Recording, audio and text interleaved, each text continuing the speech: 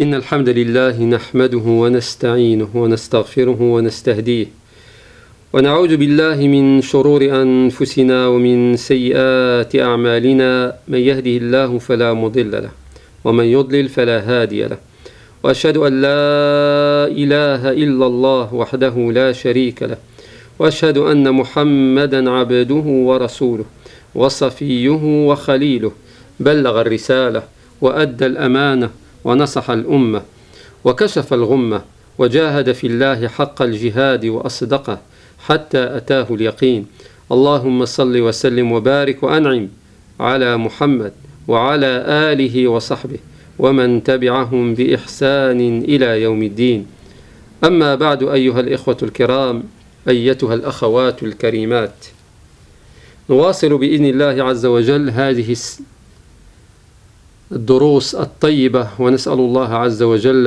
أن يجعل أيامنا كلها طيبة. Donc on continuera dans cette série هذه السلسلة الطيبة, cette série qu'on demande auprès d'Allah Azza wa Jal qu'il soit agréé. La dernière fois on avait rappelé qu'il fallait au serviteur d'être insistant dans son dua.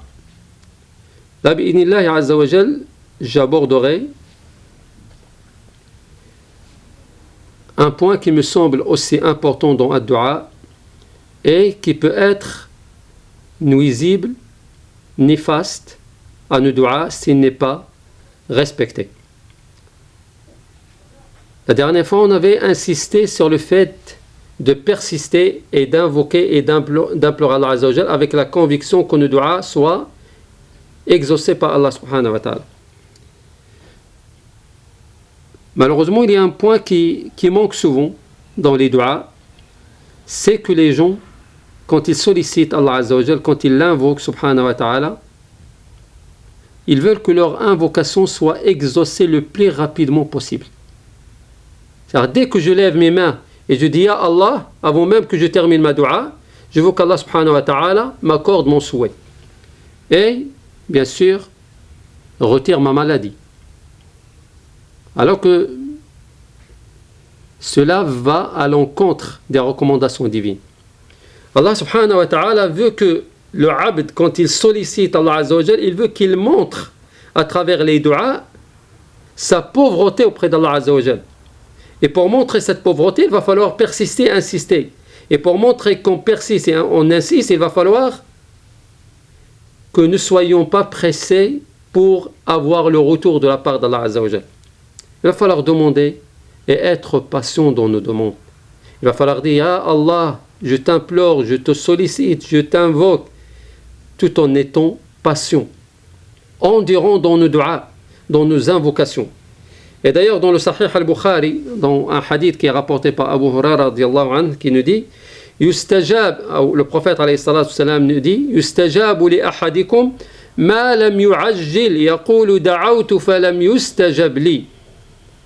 Donc on répondra favorablement au dua du serviteur tant qu'il ne dira pas j'ai invoqué et on n'a pas répondu donc à ma dua. Donc il va falloir ne pas être dans la précipitation. Au contraire, il va falloir faire preuve de patience et d'endurance dans ad-dua. Et plus on est endurant dans ad-dua, Allah Azza wa Jal aime celui qui est endurant dans l'ensemble des actes d'adoration. Il aime celui qui est patient. Et Allah accorde passion ce qu'il n'accordera pas à ceux qui n'ont pas la patience et qui n'ont pas l'endurance. Et plus on est patient, plus on est endurant, plus on se rapprochera davantage d'Allah Azza wa Jal, et plus Allah Azza wa Jal répondra favorablement à nos duas, à nos invocations, à nos sollicitations. De l'intérêt, barakallahu fikum. C'est un point qui me paraît essentiel et c'est le point que Cheikh Ibn al-Qayyim rahmatullahi alayhi cité dans son ouvrage Al-Jawab al-Kafi liman sa'ala 'an ad-dawa al-shafi, c'est quand vous sollicitez Allah subhanahu wa ta'ala, soyez endurants, soyez patients. Ne dites jamais pourquoi ma dua n'a pas été exaucée. Ne dites jamais j'ai besoin que cette dua soit acceptée le plus rapidement possible. Je ne suis pas dans... Il ne faut pas que je sois dans la précipitation. Il va falloir prendre le temps. Il va falloir être patient, être endurant pour que nos duas soient agréés de la part d'Allah Azza wa Jal. Donc si on regroupe tous ces éléments qu'on a cités depuis le début de la série concernant les du'a, et si on associe à ça un autre élément qui est aussi très important, à savoir choisir les moments où les du'a sont agréés. Parce qu'il y a des moments qui sont préférables à d'autres, comme il y a des endroits qui sont préférables à d'autres, comme il y a des humains qui sont préférables à d'autres. Allah subhanahu wa ta'ala fait en sorte que dans son royaume, dans son univers, il y a des lieux qui sont meilleurs que d'autres, comme les mosquées, par exemple, par rapport au marché, au souk. Il a accordé une préférence à des moments plus que d'autres, comme le dernier tiers de la nuit, comme le jour de l'Jumu'ah, comme pendant le mois de Ramadan, et d'autres qu'on va citer et énumérer par la suite. De la même façon, Allah subhanahu wa ta'ala a accordé le choix à des humains par rapport à d'autres. Il a élu des prophètes et des messagers par rapport à d'autres humains. Donc il y a des situations où il y a des moments, où il y a des endroits qui font la différence. Donc par rapport à dua, il y a des moments où les du'a sont préférables. Et il va falloir en profiter davantage de tous les éléments qu'on a énumérés auparavant. Il va falloir leur associer cet élément qui est aussi important pour faire en sorte que l'ensemble des conditions sont réunies pour que nos du'a soient agréés par Allah subhanahu wa ta'ala. Donc, avant même d'énumérer les moments où les du'a sont exaucés, il va falloir rappeler un point qu'on avait aussi cité auparavant, mais qu'il va falloir à chaque fois l'identifier et le rappeler. C'est la présence du cœur dans le du'a. Il faut impérativement, quand on sollicite, quand on invoque, quand on demande à Allah Azza wa Jal, il faut que notre cœur soit présent. Allah n'accepte pas la dua qui est faite par un cœur qui est inattentif, par un cœur qui n'est pas présent, par un cœur qui n'est pas soucieux. D'où l'intérêt, barakallahu fikum, à faire énormément attention pour la présence de l'qalb.